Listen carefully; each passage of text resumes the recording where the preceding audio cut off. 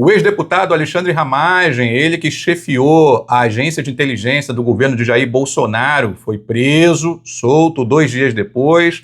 Ele vai ser extraditado para o Brasil, ele vai conseguir o processo de asilo aqui nos Estados Unidos. Nós vamos entender esse caso, conhecer as nuances do direito migratório e aí você, do outro lado, vai entender mais sobre o que se passa aqui nos Estados Unidos em relação especificamente a casos como esse e como é que funciona um processo de asilo aqui nesse país. E para isso, nós temos a participação desta brilhante advogada de imigração, também de direito de família aqui nos Estados Unidos, doutora Hannah Crispin. Tudo bem, doutora? Oi, Marcelo, tudo bom? Tudo bem, uma semana cheia, muitas informações aqui nesse país, né, doutora? Muita coisa acontecendo. Muita coisa acontecendo e essa questão envolvendo um ex-deputado, uma figura pública que foi preso numa segunda-feira, ao que tudo indica por questões migratórias.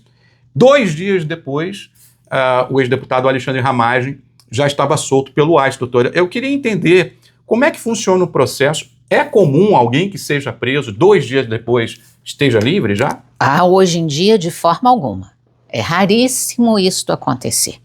Porque se a pessoa foi detida pelo ICE, o que nós temos visto, principalmente desde que o presidente Trump assumiu a presidência em janeiro do ano passado, a linha do ICE mudou, a postura do ICE mudou completamente, virou linha dura realmente. Quem é detido, na grande maioria dos casos, só vai sair se tiver, se tiver uma ordem de um juiz de imigração dando fiança, na grande maioria dos casos. Então, eu mesma fiquei muito surpresa de ver que ele foi detido e foi solto 2 dias depois, pelo que tudo indica, sem ter passado pela corte, porque de imigração. Porque normalmente para quem, uma pessoa comum, que está com questões migratórias ali pendentes, não vou nem falar que está irregular, mas é levada para o ICE, ainda que essa pessoa tenha direitos a responder um processo de asilo ou coisa que o valha, normalmente quanto tempo essa pessoa chega a ficar presa, doutor? Tem levado, eu diria, pelo menos na nossa região aqui, pelo menos de um mínimo de 1 semana, 10 dias. O mínimo. Até que você tenha uma audiência para fiança. Aí a audiência de fiança, se a pessoa conseguir essa fiança, ela paga e sai. Se não, ela permanece presa. Ela permanece detida, ela vai ter o direito de ter o caso escutado se ela tiver um caso pendente, se ela tiver alguma defesa para apresentar. Mas se o juiz fala, eu não vou dar fiança, você pode até recorrer para uma corte acima da corte de imigração, mas a pessoa continua detida. Muito bem, doutora, nesse caso especificamente, e aqui sem entrar no mérito do porquê de ter sido condenado no Brasil, hoje o Alexandre Ramagem tem uma condenação pelo Supremo Tribunal Federal lá do Brasil. E em função disso, a Polícia Federal lá do Brasil está pedindo a sua extradição.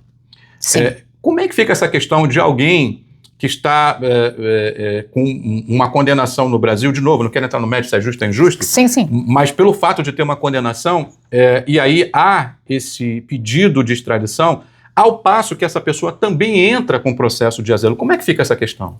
Bom, são coisas separadas, né? A pessoa, por exemplo, existe um acordo entre o Brasil, um tratado entre o Brasil e os Estados Unidos com relação à extradição.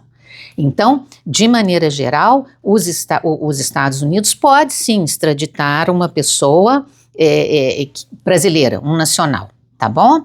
Agora, e o interessante é ter uma coisa, mesmo que a pessoa tenha, não é o caso dele, mas mesmo que a pessoa tenha nacionalidade dupla, mesmo que a pessoa seja cidadã americana e cidadão brasileiro, ela também pode ser extraditada se os Estados Unidos decidir que vai extraditar aquela pessoa. Existe todo um processo no qual, mesmo que alguém, como no caso específico, tenha sido condenado no Brasil, eles vão primeiro, entre outras coisas que vão ser analisadas aqui, se, por exemplo, o crime pelo qual a pessoa foi condenada no Brasil é crime aqui também, e se for um crime, eles vão analisar qual que seria a rigorosidade da punição se a pessoa retornar do Brasil, for retornada para o Brasil. E outra coisa também, crimes de caráter políticos, raramente eles extraditam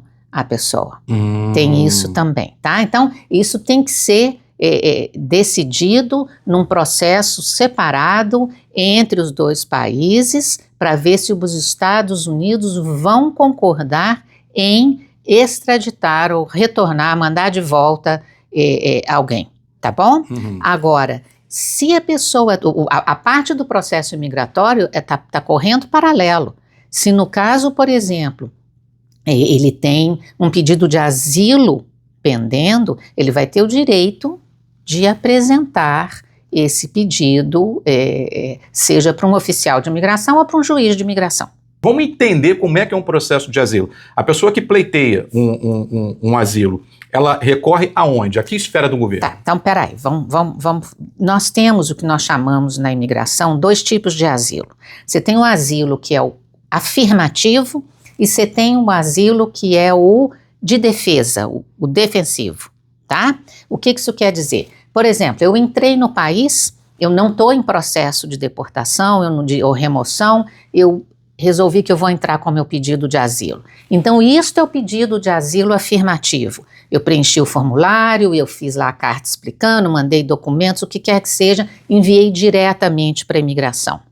Você vai receber um recibo da imigração falando que seu caso está lá processando, vai tirar a impressão digital, dependendo da sua situação, depois de alguns meses se aplica para autorização de trabalho. Um dia você vai ser chamado para uma entrevista. É uma entrevista como qualquer entrevista dos processos na imigração. Vai ter um oficial de imigração que vai escutar o seu caso. Vai te fazer perguntas sobre o seu processo de asilo e aquele oficial vai decidir o seu caso, se ele vai ou não aprovar o seu pedido de asilo, tá bom? Okay. Agora, o outro tipo de pedido de asilo é o defensivo, quer dizer, você está em processo na Corte de Imigração. Aí você entra com pedido de asilo, quem vai escutar o seu caso agora é um juiz de imigração. Você vai ter audiência, vai estar lá no tribunal ou vai estar lá dentro da corte, o juiz pode te fazer perguntas, o promotor vai te fazer perguntas e na grande maioria dos casos você vai ter um advogado particular, se você contratou, para te representar e te defender e também aprovar o seu caso, tá? Agora, uma coisa importante para as pessoas saberem é o seguinte, no caso daquele asilo afirmativo, se você entrou com pedido de asilo, teve a sua entrevista com o oficial da imigração, se o oficial aprovou, ótimo, seu caso está aprovado. Se o oficial não aprovar o seu caso, ele não vai negar, ele vai mandar para a Corte de Imigração e você vai ter uma outra chance de apresentar o seu caso para o juiz. Entendeu? Isso é muito importante. Sim, então, para a gente entender, o asilo, ele não é uma concessão direta de um governo aqui nos Estados Unidos.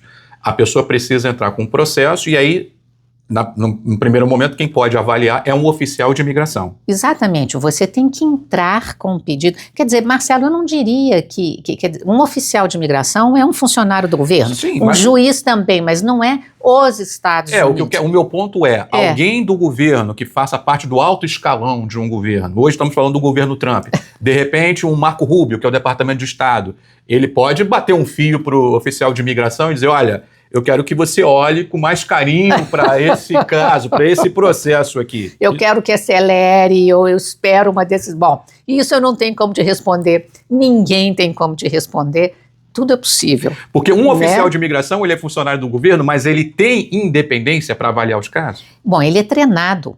Como qualquer oficial da imigração, ele recebe treinamento e, aliás, os oficiais que escutam os casos de asilo que estão lá na sua entrevista, eles têm um treinamento especial, tá? Para casos de asilo. Agora, ele vai ele tem que conversar, não adianta me olhar assim, não. Tá? Não, é porque assim, não é o governo diretamente que concede, porém, o órgão, a agência, ela é governamental, ela é do governo. Sim, mas eu entendi o ponto, porque as pessoas, às vezes, falam, eu vou entrar com o processo de asilo, o governo Trump vai conceder. Não é bem assim. Tem um oficial de imigração, e a senhora bem explicou, caso ele não aprove naquele primeiro momento, você tem a chance também de ir para um juiz.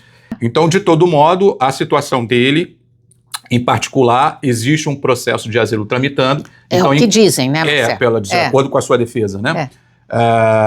Então, enquanto há um processo de asilo, ele estaria regular aqui nos Estados Unidos? Como é que seria o status dele aqui? Bom, ele tem um pedido de asilo pendendo, e isso serve para todo mundo. O fato de você ter um pedido de asilo pendendo não te dá status legal no país. Inclusive, o ICE tem prendido pelo país afora muita gente que tem aplicação de asilo ou caso de asilo pendendo, e da mesma forma as pessoas estão sendo detidas, tem que pedir fiança, tem que ver se o governo se o juiz vai conceder fiança ou não, tá?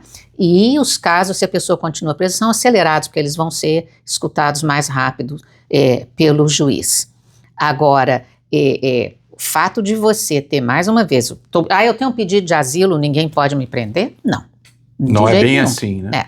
E aí foi para ele. Isso, aí vai depender também da defesa de quem está enfrentando, né, esse processo, para saber se aquele argumento é sólido. Hoje em dia, doutora, para quem está pedindo um asilo, nesse caso, acho que é o clássico asilo político que está sendo pedido. Com ele, com certeza. Eles estão alegando que é um perseguido político no país de origem e tudo mais. Como é que a imigração tem visto esses tipos de casos, assim, doutora? As pessoas, os brasileiros, por exemplo, eles conseguem esse tipo de asilo normalmente?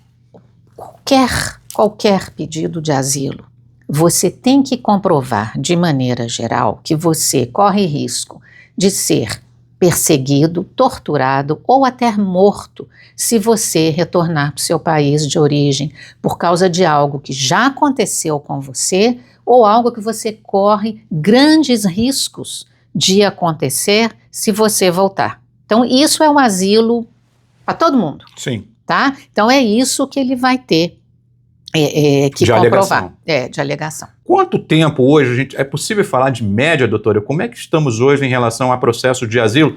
Claro que estamos falando de um caso incomum, de alguém que foi detido, 2 dias depois foi solto, mas, em geral, quem pede um asilo hoje, mesmo com a argumentação muito forte de que essa pessoa realmente está sendo perseguida, que corre risco de violência, dá para você ter uma ideia? Marcelo, está levando anos. Eu tenho casos aqui no escritório que levaram 10 anos para que a pessoa fosse chamada para uma entrevista. Por outro lado, casos mais recentes estão sendo chamados também rapidamente. Eles estão usando muito aquela tática de que os últimos serão os primeiros. Já, inclusive, numa uma estratégia do governo das pessoas pedirem menos, entrarem com menos pedidos de asilo. Tá? Você entrou com pedido de asilo agora, nós vamos te chamar rapidinho para a sua entrevista para a gente já decidir se o caso vai ser aprovado, se vai transferido para a corte também poder resolver o caso o quanto antes. Existe uma porcentagem, doutora, uma amostragem pelo menos que seja, de quantos brasileiros normalmente conseguem um asilo? Eu não poderia te dizer brasileiros, mas eu posso te dizer com certeza, porque eu recebi isso recentemente, uma informação de que menos do que 7% dos casos de asilo são aprovados. E aí são aqueles 2 tipos de asilo, né? Porque a senhora falou, né? O asilo afirmativo. O asilo nesse caso eu até porque os asilos, vamos lembrar o seguinte, que os asilos que não são aprovados pelo oficial, eles vão para a corte. Então, a média, sim, dos 2, é menos do que 7%. Isso para todas as comunidades imigrantes? Para todas as comunidades. Estamos falando do universo, então, bem reduzido. Nós estamos falando de milhões de aplicações, né? Eu diria que acho que tem... Milhões que são recusados. Que são... negados, sim. Milhões que são negados, né? Você vê, uma fresta na janela, né? Uma janela que muita gente entra, porém a passagem realmente ela é muito, muito estreita. Vamos continuar acompanhando esse caso. Gente, eu faço questão hoje de fazer um disclaimer. Esse vídeo aqui é meramente um vídeo técnico para a gente entender como é que funciona o processo de asilo aqui nos Estados Unidos. Eu sei que esse assunto, doutora, gera muitas paixões políticas. Muita gente considera que ele tem que ser extraditado, uma vez que é condenado no Brasil. Muita gente considera que a condenação dele foi injusta e que, portanto, ele tem que conseguir o asilo aqui nos Estados Unidos.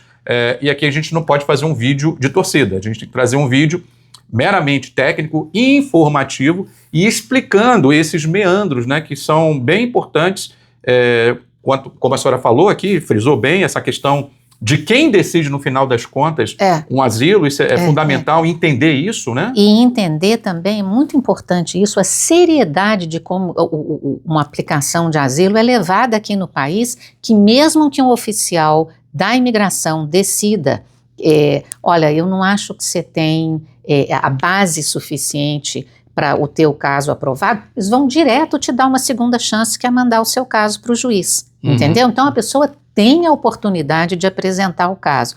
O difícil é ter o processo aprovado, porque o patamar, o que você tem que comprovar, é muito alto, entendeu? E aí tem processos envolvidos, aí tem o governo brasileiro também querendo a sua extradição, que torna o caso ainda mais complexo. Com certeza absoluta, ainda, né? Com certeza. Vai ser muito interessante acompanhar. Porque é um caso que vai abrir até um precedente, né, para futuros casos, quem sabe. Pode gerar jurisprudência, por exemplo, doutora? Vamos ver, tem muita coisa ainda para...